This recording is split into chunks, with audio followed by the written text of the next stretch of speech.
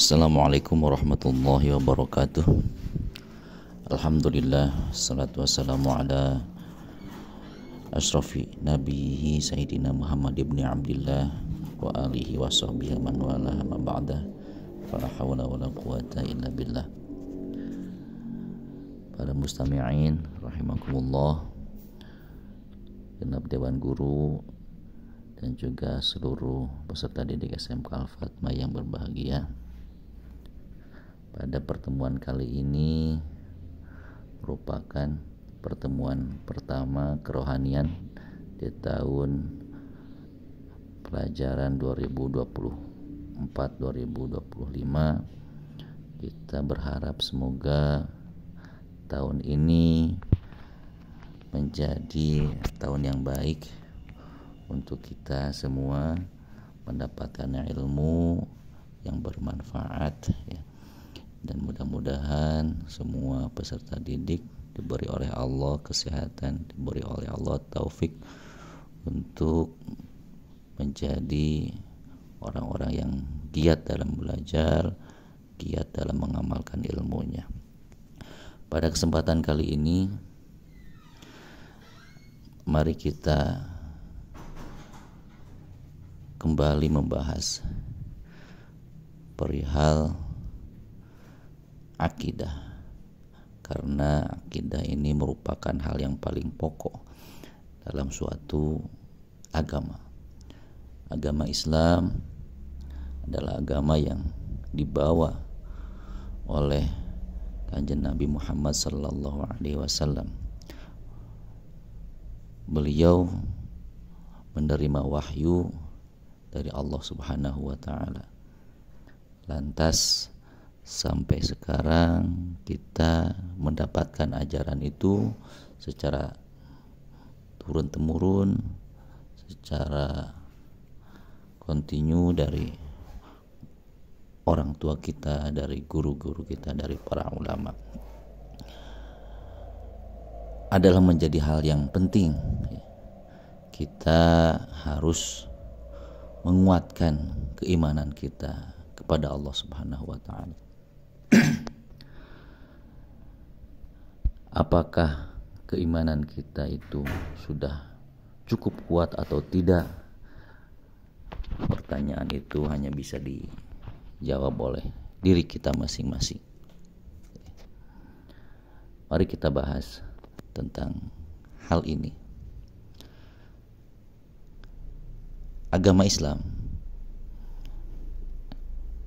di antara pokok ajarannya adalah tauhid, yaitu meyakini hanya ada satu Tuhan dan menyembah hanya pada satu Tuhan, yaitu Allah Subhanahu wa taala. Pokok ajaran ini menjadi ciri khas agama Islam yang konsepnya ya tidak bisa kita dapatkan dari agama-agama manapun. Agama Islam memurnikan akidah, memurnikan keyakinan hanya kepada satu Tuhan. Artinya yang menciptakan kita semua, alam semesta apapun itu, hanya ada satu Tuhan, yaitu Allah Subhanahu wa taala.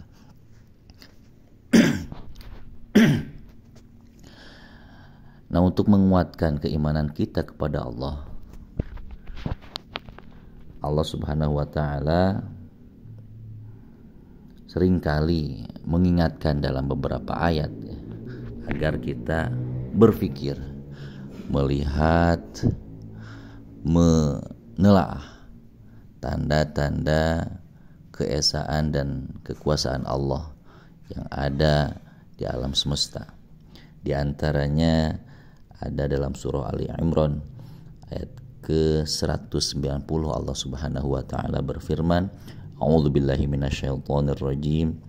Inna fi khalqis samawati wal ardi wa ikhtilafil laili wan nahari laayatil liulil albab. Artinya sesungguhnya dalam penciptaan langit dan bumi dan silih bergantinya malam dan siang terdapat tanda-tanda bagi orang yang berakal. Keesaan Allah, kekuasaan Allah itu dapat kita lihat bukti nyatanya dalam penciptaannya. Kalau tadi kita bahas agama Islam itu agama tauhid yang hanya meyakini dan beribadah pada satu Tuhan. Pondasi yang kuat harus kita bangun. Dalam hal ini kita meyakini yang menciptakan alam semesta itu hanya Allah Subhanahu wa ta'ala. Tidak ada yang membantu Allah dalam proses penciptaan alam semesta, dalam pengelolaan alam semesta ini. Allah lah semata yang mengurus kita semua. Apa buktinya? Bukti yang sederhana disajikan oleh para ulama ahli ilmu akidah, ahli usuluddin, ahli tauhid dalam beberapa kitabnya. Dalil akli bahwa Allah itu esa, bahwa Allah itu satu adalah apabila dengan cara kita berpikir apabila ada dua Tuhan pasti akan terjadi kerusakan, dan itu mustahil terjadi karena yang kita lihat alam semesta ini begitu teratur. Penjabarannya adalah bila ada orang yang beranggapan Tuhan itu dua, anggaplah seperti itu, lantas pasti masing-masing Tuhan itu yang dianggap Tuhan akan membawa ciptaannya masing-masing dan berkehendak sesuai kehendaknya masing-masing, dan tentu saja pasti terjadi perselisihan. Analogi sederhana, misal dalam satu kelas saja, anggap kalau ada dua ketua kelas yang satu buat jadwal piket, satu lagi buat jadwal piket, satu punya bendahara, satu lagi punya bendahara, kan pasti kacau. Itu dalam skup organisasi yang begitu kecil. Kalau terjadi ada dua pemimpin, pasti akan terjadi chaos Nah begitu juga alam semesta. Kalau ada dua Tuhan, dua yang menciptakan, pasti akan terjadi kehancuran. Yang satu menghendaki untuk mengadakan, yang satu menghendaki untuk mentiadakan misalnya.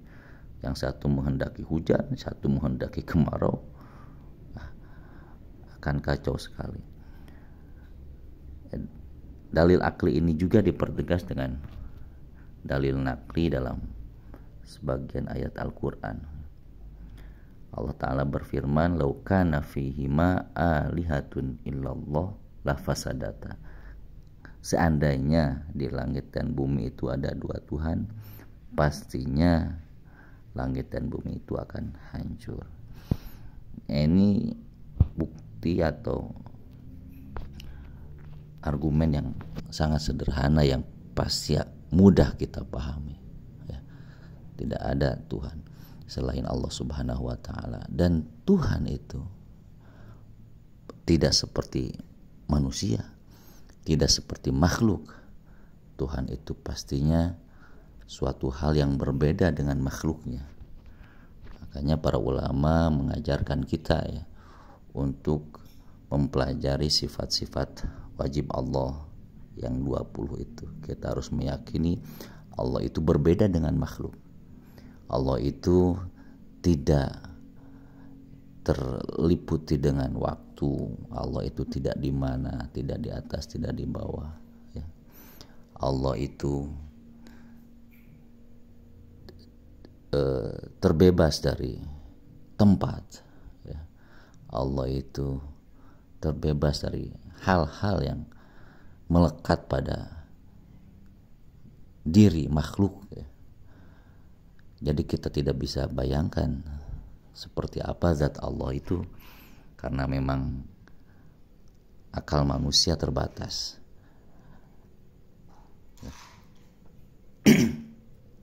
Kemudian sambungan dari ayat yang tadi 190 surat Ali Imran, Allah Ta'ala berfirman, alladzina yadhkurunallaha qiyaman wa qu'udan wa 'ala junubihim wa yatafakkaruna fi khalqis samawati wal ard rabbana ma khalaqta hadza batila subhanaka faqina azabannar. Orang-orang yang berakal itu adalah orang-orang yang mengingat Allah dalam setiap keadaan, berdiri, duduk, berbaring. Mereka memikirkan tentang penciptaan langit dan bumi seraya berkata, ya Tuhan kami, tidaklah Engkau menciptakan ini dengan sia-sia. Maha suci Engkau, maka perihalalah kami dari siksa neraka. Allah Subhanahu wa Ta'ala menciptakan langit dan bumi serta segala isinya. Begitu indah, begitu teratur, begitu baik.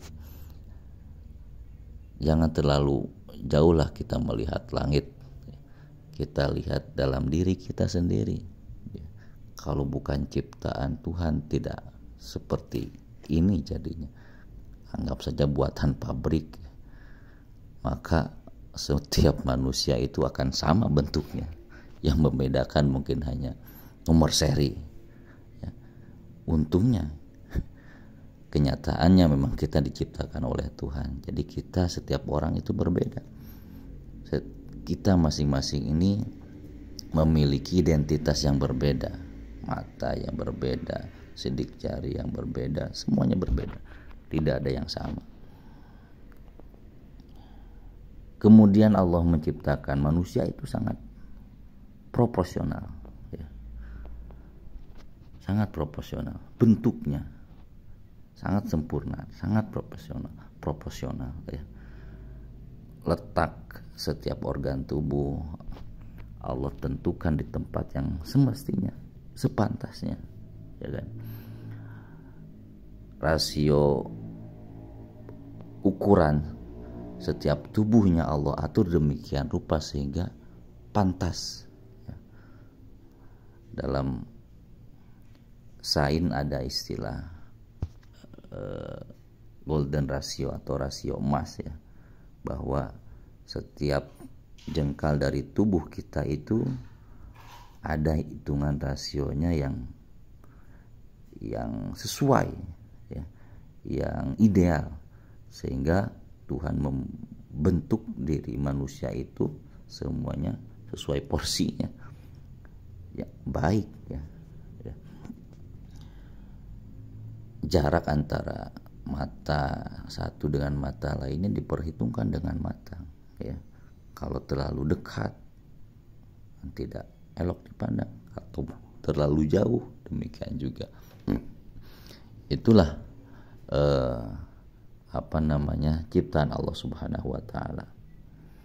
Nah, orang-orang yang berakal, orang-orang muslim yang memiliki akal disebut ulul albab tadi, senantiasa memikirkan dan melihat tanda-tanda keesaan Allah dalam setiap ciptaannya, dan meyakini bahwa setiap ciptaan Allah itu memiliki hikmah yang luar biasa besarnya, memiliki keutamaan yang begitu besar, memiliki manfaat yang begitu besar. Setiap apapun yang diciptakan Allah itu ada manfaatnya, terutama bagi kita manusia sendiri. Ya, banyak penemuan-penemuan mutakhir yang sebelumnya tidak diketahui, ya, ternyata bermanfaat bagi kehidupan manusia.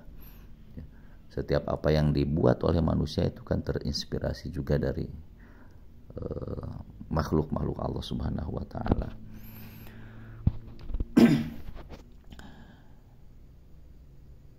Nah, ini diantara beberapa ayat saja ya yang memerintahkan umat muslim untuk senantiasa menggunakan akal pikirannya. Ya, artinya keimanan kita kepada Allah, kembali lagi tadi, akan menjadi kuat bila landasannya adalah akal. Kita tidak bisa hanya beriman kepada Allah atas asas ikutan orang lain, ikutan orang tua, ikut kepada guru. Oh, kamu yakin Allah itu satu? Yakin. Coba jelaskan bukti Allah itu esa. Oh, gak tahu. Yang penting aku mengikuti agama orang tuaku. Nah, kan tidak seperti itu. Ya, kita harus mengenal agama kita lebih jauh. Apa yang membedakan Islam dengan agama lain. Tadi sudah kita bahas, yang membedakannya itu adalah konsep keimanannya. Agama Islam itu mengajarkan tauhid, mengajarkan bahwa pencipta alam semesta ini yang harus kita yakini, yang harus kita sembah hanya satu, Tuhan yang Maha Esa, Tuhan yang Maha Kuasa, Tuhan yang tidak sama, ya, laisa kamitslihi syai'un, ya, tidak sama dengan makhluknya, laisa lahu kufuwan ahadun, ya, tidak ada yang sebanding dengannya, tidak ada yang menyamainya. Jadi tidak bisa kita mengukur Tuhan itu dengan ukuran-ukuran manusia, dengan ukuran-ukuran makhluk, ya. Begitu juga sifat-sifat Allah yang lain, ya.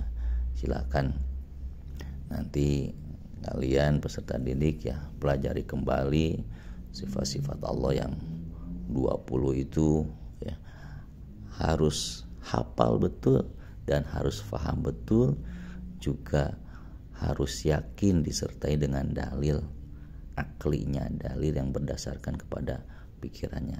Tadi sudah kita bahas di antaranya Allah bersifat ahad atau satu. Dalilnya apa? Kalau ada dua Tuhan maka pasti rusak alam semesta itu, dan itu mustahil. Buktinya alam semesta itu berjalan dengan tertib. Allah Maha Kuasa, apa buktinya? Sederhana saja, buktinya sederhana. Kalau Allah tidak berkuasa maka tidak mampu menciptakan, sedangkan alam ini ada, ya, alam ini ada, dan adanya alam ini menunjukkan adanya pencipta. Seperti itu, sederhana saja. Nah, itu untuk mengawali kerohanian kita ya pada tahun pelajaran ini.